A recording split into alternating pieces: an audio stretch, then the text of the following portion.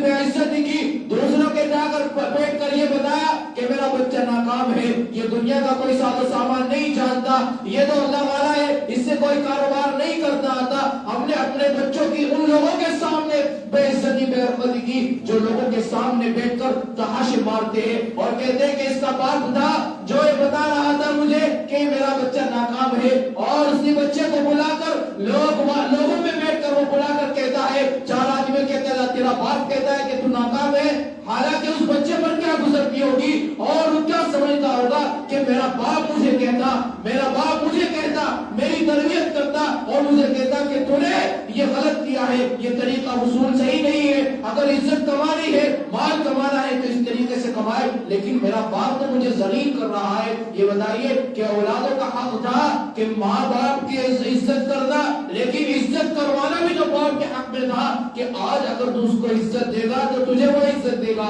اگر تو اس کو بے عزتی کرے گا، لوگوں میں بیٹھ کر اس کو گالیاں دے گا تو وہ کہاں سے عزت کرے گا؟ پھر کہتے ہیں کہ پھر کہتے ہیں کہ اولاد باپ کو گالیاں دیتی ہے۔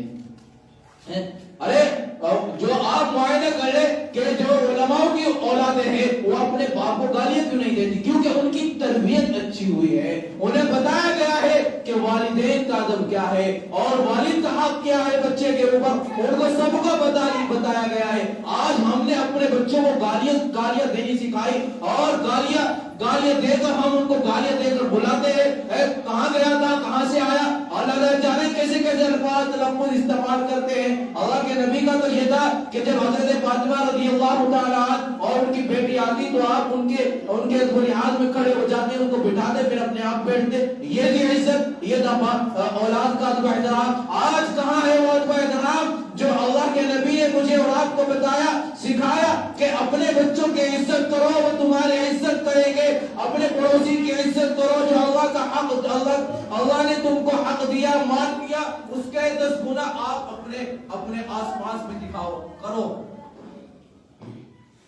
تو میرے عزیز ساتھیوں اور بزرگوں، اللہ رب العزت کا بے انتہا شکر و احسان ہے کہ اللہ رب العزت نے ہم سب کو یہاں جمع کیا، لیکن ایک افسوس یہ بھی ہے کہ ہم اپنی نمازوں کو تو پڑھتے ہیں، جیسا بھی کر کے پڑھتے ہیں، لیکن اور لوگوں کی فکریں کہاں ہیں؟ ہمارے بچوں کی فکریں کہاں ہیں کہ ہمارے بستی کے اندر کتنے بچے ہیں جو اپنے مکتب سے نہیں جڑے ہیں؟ کیا ہم نے فکریں کی؟ کیا ہمارے نوجوان و طبقہ جو مسجدوں سے دور ہے، نمازوں کے اندر نہیں آتا، جوا خوروں پر، شراب اڈوں پر بیٹھا رہتا ہے، کیا ہم نے اس کے لیے مشورہ کیا اور کہا کہ کیا ہم ان کے لیے کچھ کر سکتے ہیں؟ ہم نے کوئی انتظامات نہیں کیے، ہم نے ان کے لیے سلیقہ شعور نہیں کیا۔ اور نوجوانوں اور میرے بھائیوں، اگر ہم نے اپنی زندگی کو ایسے ہی گزار دیا تو کل قیامت کے دن پکارنے والے پکاریں گے کہ اللہ کے بندے تھے، یہ نمازیں پڑھتے تھے، روزہ بھی رکھتے تھے، لیکن ہمارے پاس پیغام لے کر نہیں آئے۔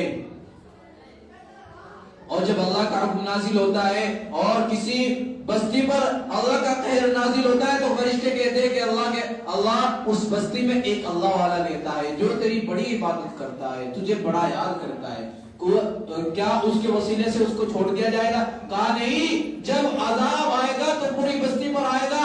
اللہ نے فرمایا، میں نے حکم دیا تھا کہ جو تجھ سے تیرے پاس دین ہے وہ دوسروں تک پہنچائے، اس نے صرف اپنے تک محدود رکھا اور دوسروں تک اس کی دعوت نہیں دی، اور تو ہم اس کو اس کے ساتھ خلق ملت کر دو۔ تو یہ حکم تھا۔ آج ہم نے اپنے آپ کو سنوار لیا کہ مال صرف میرے پاس ہونا چاہیے، عزت صرف میرے پاس ہونی چاہیے، دوسروں کے پاس نہیں ہونی چاہیے۔ پہلے وہ دور تھا کہ اگر سامنے والا بھائی کی دکانداری نہیں ہو رہی اور اس کی دکانداری ہو رہی ہے تو یہ تھا کہ یہ فرمایا کہ وہ صاحب ان کے پاس بھیجا کرتے تھے۔ یہ اخلاق مسلمانوں کے تھے جو کتابوں کے اندر ہے، موجود رہ گئے ہیں، صرف کتابوں کے اندر محدود رہ گئے۔ وہ اسلام کے قوانین، وہ اسلام کے اخلاق صرف کتابوں کے اندر رہ کر بند ہو گئے۔ ہماری زندگی کے اندر سے اخلاق اور کردار اور نبی کریم صلی اللہ علیہ وسلم کی سنتیں نکل چکی ہیں۔ ہم نے صرف کتابوں سے سنا، کتابوں سے پڑھا۔ آج اعلان کر دیا جائے کہ مسجدوں کو آباد کر لیا جائے، آج اعلان کر دیا جائے کہ ہم مسجدوں میں اپنا وقت دیں گے، جیسے بھی ضرورت ہوگی ہم تیار ہیں۔ لیکن نوجوانوں، اگر ہم بتا دیا جائے کہ صحابہ رضی اللہ تعالیٰ عنہ اور محمد عربی صلی اللہ علیہ وسلم نے جب کھڑے ہو کر اعلان کیا کیا کہ میدان جنگ کے اندر وسیلہ تیار ہے، جو ضرورت ہے تو کسی نے مال دیا، کسی نے اپنا نوجوان بچہ دیا۔ میں بار بار کہتا ہوں کہ ہر آدمی کسی نہ کسی طریقے سے لے کر نہ آیا۔ ایک ماں جس کے پاس 2 سال کا بچہ ہے، اس کے پاس شوہر نہیں ہے، مال نہیں ہے، جو وہ اللہ کے راستے میں دے دے، اور اس کا یہ گمان ہے کہ میں چاہتی ہوں کہ میرا نام قیامت کے دن شہیدیوں میں آئے، کہ میدان جنگ کے اندر، غزوہ کے اندر اس کا بھی حق تھا۔ نوجوانوں، اور وہ ماں تھی، آج ہماری اولادیں ہم سے زیادہ محبوب ہیں، ہم ان کو گالیاں دیتے ہیں، گالیاں سکھاتے ہیں۔ ارے وہ کردار پڑھو جو صحابہ رضی اللہ تعالیٰ عنہ نے کیا، وہ کردار پڑھو جو خواجہ معین الدین چشتی رحمت اللہ علیہ کی والدہ نے کیا، اور ارے وہ کردار پڑھو جو ایک ماں نے اپنے بچے کو بغیر وضو کے دودھ نہ پلایا۔ وہ واقعہ پڑھو، صلاح الدین ایوبی کا واقعہ پڑھو، سنو کہ اس کی والدہ نے کیسی قربانیاں دی، اور ان کے یہاں سے صلاح الدین ایوبی جیسا شخص پیدا ہوا۔ اور وہ ماں کہتی ہے کہ اللہ کے نبی میرا یہ 2 سال کا بچہ آپ میدان جنگ کے اندر لے جائے، اور وہ فرماتی ہے کہ میری بہن، اللہ کے نبی فرماتے اس بچے کا کریں گے کیا، یہ تو ہمارے اوپر بوجھ ہے، ہم اس پر کوئی کچھ نہیں کر سکتے۔ تو یہ فرمایا کہ اللہ کے نبی میں چاہتی ہوں کل قیامت کے دن جب میدان کے اندر آپ یہ کہے، کل قیامت کے دن آپ کہے کہ شہیدیوں کی ماں اس سائے میں آ جائے، تو میری یہ تمنا ہے کہ میں بھی شہیدیوں کی ماں کہلاؤں۔ وہ جذبہ تھا ان کے اندر۔ میں اپنی بات کو یہی ختم کرتا ہوں، یہ بات سنا کر وقت ہو چکا ہے۔ اور میرے نوجوانوں، وہ ماں کہتی ہے کہ میرا یہ گمان ہے، اللہ کے نبی فرماتے ہیں کہ میری بہن تیرا یہ جذبہ اللہ قبول فرمائے، لیکن ہم اسے نہیں لے جا سکتے۔ فرمایا لے جائے اللہ کے نبی، میں یہ چاہتی ہوں کہ جب آپ پر کوئی تیر لگے، آپ کو کرنا یہ ہے کہ اس کو ڈھال بنا لے اور یہ شہید ہو جائے۔ اللہ اکبر۔ وہ مائیں تھی کہ وہ مائیں تھی، وہ سلیقہ تھا، وہ شعور تھا، وہ انہوں نے اپنی اولادوں کو، اپنی نسلوں کو پروان چڑھایا۔ آج ہم اپنی نسلوں کے لیے، اپنے آبا و اجداد کے لیے کیا کر رہے ہیں؟ میرے نوجوان ساتھیوں اور بزرگوں، ہم نے اپنے بچوں کی نسلوں کے لیے دنیاوی تعلیم کا تو بھرپور انتظام کرا دیا، 800 روپے نہ جانے کتنی فیسیں ہم نے ادا کی، لیکن اپنے مدارس کے، مکاتب کے، مساجد کے لیے ہم ضرورت سے زیادہ نہیں خرچ کر سکتے۔ کیا کہتے ہیں کہ ضرورت ہے نہیں پوری ہو رہی ہے، اس لیے ہم اس کو نہیں مکتب بھیج سکتے۔ میرے نوجوان ساتھیوں اور بزرگوں، یہ بتائیے کہ اگر ہم اپنے مدارس کے اندر اور مساجد کے اندر ماہانہ کچھ رقم 100، 150، 200 روپے بھی نہیں دے سکتے اپنے بچوں کے لیے، اور وہ نسل جو آپ کو یاد رکھو، اگر ہم نے اپنی نسلوں کو قرآن سکھایا، تعلیم سے آراستہ کرایا، تو یہی وہ نسل ہے اور یہی وہ آپ کا حلال کمائی ہے جو آپ نے مدارس میں اور مکاتب میں لگائی، اپنے بچوں پر دین کے حق میں خرچ کیا، تو یہی وہ صدقہ جاریہ ہے۔ آپ نے دنیا کے اندر اس کے اوپر لاکھوں کروڑوں روپے لگائے ہو، وہ معنی نہیں ہے، لیکن آپ نے دین کی خاطر اور اس کے دین کے اخراجات کے خاطر اگر آپ نے 1000، 2000 سال میں لگائے ہو، تو قسم سے یہی آپ کے لیے اس قدر باعث ثواب ہے کہ اس کا دوسرے کے مقابلہ نہیں کیا جا سکتا۔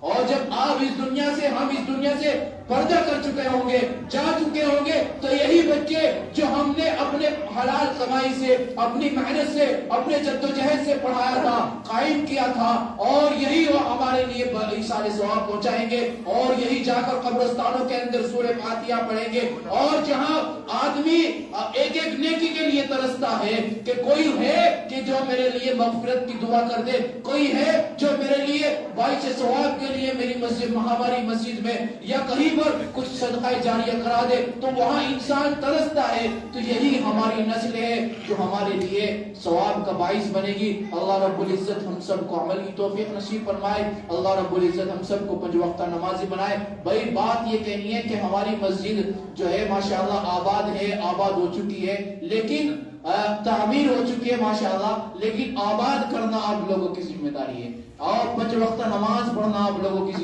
ذمہ داری ہے۔